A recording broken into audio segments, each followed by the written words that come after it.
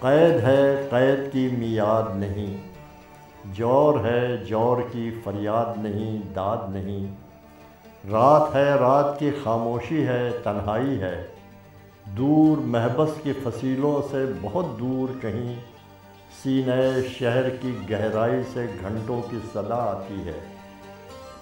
چونک جاتا ہے دماغ، جھلملا جاتی ہے انفاس کی لو، جاگ اٹھتی ہے میری شمع شبستان خیال، زندگانی کی ایک ایک بات کی یاد آتی ہے۔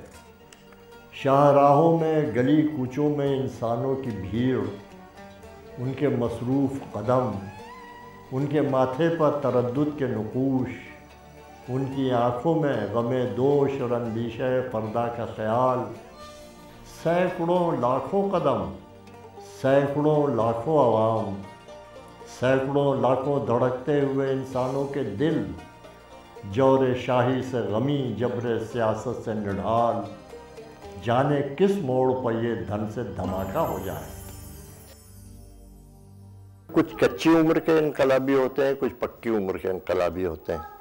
تو جیسے ساحر کی ایک نظم ہے، بہت مشہور ہوئی، بہت پاپولر ہوئی تاج محل پر، کہ ایک شہنشاہ نے دولت کا سہارا لے کر ہم غریبوں کی محبت کا اڑایا ہے مذاق، لیکن مخدوم نے بھی حیدرآباد سے ان کو عشق جو تھا اس کو کس طریقے سے دیکھا، وہ ایک الگ بالکل ایک میچور ذہن کی پیداوار کہ بھائی ہے یہ بھاگمتی تو ایک سہارا بن گیا مخدوم کے لیے۔ ایک شہر کے امیری غریبی دونوں ہیں، لیکن ایک عشق نے ایک شہر بسا دیا تو وہ باقی ہے، اس میں اب بھی غریبی ہے، امیری ہے، سلطنت بھی ہے، سلطان بھی ہے، رعایا بھی ہے، لیکن ایک اپنی جگہ پر حیدرآباد باقی ہے۔ بھاگمتی پیار سے آگ بھر آتی ہے، کمل کھلتے ہیں، جب کبھی لب پر تیرا نام وفا آتا ہے،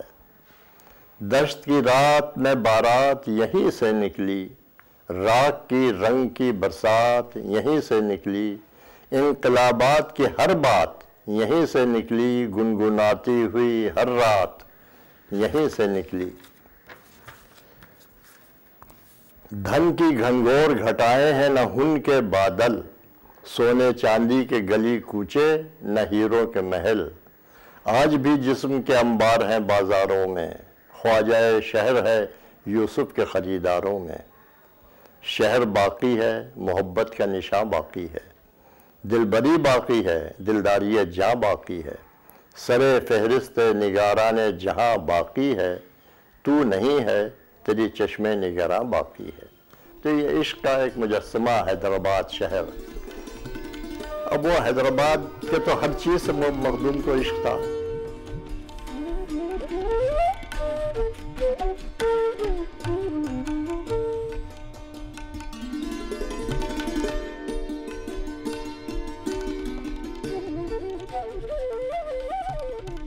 حیدرآباد کا جو کلچر کا میں ذکر کر رہا تھا، حیدرآبادی عمارتوں کا جو ذکر کر رہا تھا میں، اس میں چار مینار تو سب سے زیادہ وہ ہے بھائی حیدرآباد کی نشانی ہے چار مینار۔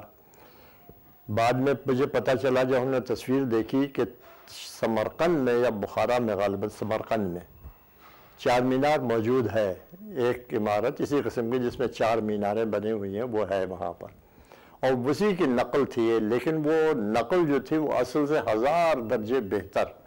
جو حیدرآباد کے چار مینار ہے وہ بہت اچھی عمارت، بہت خوبصورت عمارت یہ بنوائی تھی ان لوگوں نے۔ تو وہ ایک سینٹر تھا گویا کہ پرانے حیدرآباد کا، اور وہیں پر بازار بھی تھی، بہت بڑے بھارے بازار اب بھی موجود ہوگی غالباً، اب تو میں گیا نہیں۔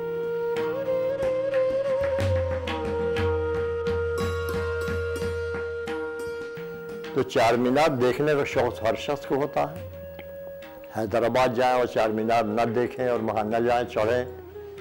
تو عصمت چغتائی بھی گئیں، حیدرآباد آئی ہوئی تھی، مخدوم وغیرہ سے ملاقات رہی تو انہوں نے کہا بھائی ہم چار مینار بھی تو دکھلا دو ہم کو۔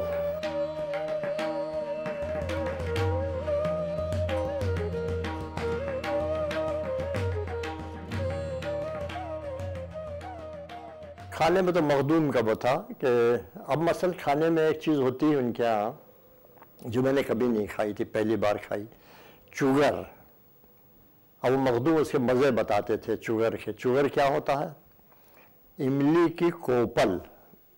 املی کو کوپل لیا اور اس کو کاٹ کے اگر قیمے میں ملا، جس کو قیمے کے بجائے خیمہ ہو جاتا ہے نا، حیدرآباد والے قاف نہیں کہہ پاتے، خے ہو جاتا ہے، تو خیمے میں یہ چگر خیمہ جو ہوتا ہے وہ سب لاجواب چیز ہوتی ہے. کیوں؟ اس لیے کہ اس میں کھٹاس جو آتی ہے وہ قیمے کو اصل میں مزہ بخشتی ہے. آپ لوگ کیا جانے، آپ لوگ سادہ کھانا کھانے والے، بے نمک مرچے کا کھانا کھانے والے، کھانے کو ہم لوگوں نے شمالی ہندوستان کے کھانے کو اس طرح بہتر بنا دیا کہ اب ہر شخص کھا سکتا ہے اس کو اور مزہ لے سکتا ہے. پلاؤ آپ کا سیٹھا، ہم نے بریانی پکائی، ہماری بریانی کھا کے دیکھیے، آپ کا پلاؤ کہیں نہیں ہے. ہم نے قورمہ پکایا، آپ کے قورمے سے 1000 درجے بہتر. ہمارے کباب لاجواب، اس لیے کہ ہم سب جنوبی ہندوستان کی چیزیں اس میں شامل کرتے ہیں. آپ نے کری پتے کا نام سنا ہے؟ کبھی نہیں سنا ہوگا. ارے جناب، کری پتہ ہمارے یہاں کی چیز ہے جو کہ ہم نے ڈال دیا سالن میں، ہاں کیا خوشبو آتی ہے اس کے بعد. تو یہ کھانے ہمارے جو ہیں یہ اصل میں شمالی اور جنوبی ہندوستان کا جو ملا دیا ہم لوگوں نے اس سے پیدا ہوئے ہیں. چنانچہ ان کی زبان پر بھی یہی اثرات ہیں، ان کے کھانے میں بھی یہی اثرات ہیں. ان کے جو لباس تھا ان کا پہلے عام طور پر جو شرفا پہنتے تھے، ہماری شیروانی یعنی لکھنؤ کی شیروانی دلی کی شیروانی سے بالکل الگ طرح ہوا کرتی تھی. ذرا اونچا سا کالر جو پورا بند، ٹوپی بھی ان کی اسی طرح کی تھی. تو وہ ایک خاص انداز حیدرآبادیوں کا انداز ہو گیا تھا جو ہم لوگوں سے بالکل الگ ہو گیا تھا، لیکن پھر بھی وہی تھا. یہ نہیں کہہ سکتے تھے کہ شیروانی نہیں ہے، شیروانی تھی لیکن ہمارے سے مختلف.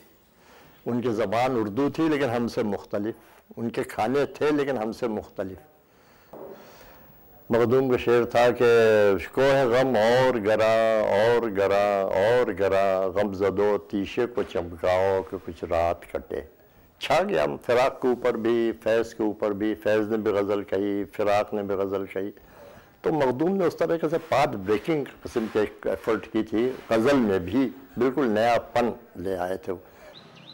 عشق کے شعلے کو بھڑکاؤ کہ کچھ رات کٹے، چارہ سازوں کو بھی بلواؤ کہ کچھ رات کٹے،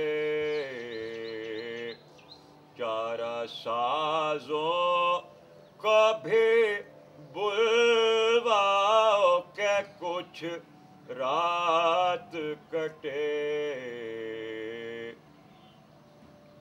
کوئی جلتا ہی نہیں، کوئی پگھلتا ہی نہیں، کوئی جلتا ہی نہیں، کوئی پگھلتا ہی نہیں. موم بن جاؤ، پگھل جاؤ کہ کچھ رات کٹے.